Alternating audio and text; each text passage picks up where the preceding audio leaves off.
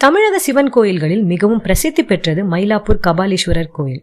இங்கு ஆண்டுதோறும் பங்குனி மாதத்தில் நடக்கும் 10 நாள் பங்குனி பெருவிழா மற்றும் விடையாற்றி கலை விழா நடத்தப்படுகிறது. இந்நிலையில் மயிலாப்பூர் கபாலீஸ்வரர் கோயிலின் இந்த ஆண்டு பங்குனி மாத பெருவிழா இன்று ஏப்ரல் 3ஆம் தேதி கொடியேற்றத்துடன் தொடங்குகிறது.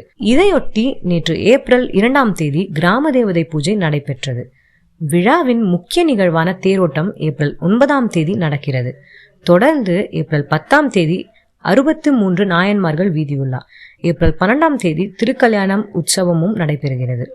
ஏப்ரல் 14இல் திருமுழுக்குடன் விழாவானது நிறைவடைகிறது. விடையாற்றி கலை விழா ஏப்ரல் 14ஆம் தேதி முதல் 23ஆம் தேதி வரை நடக்கிறது.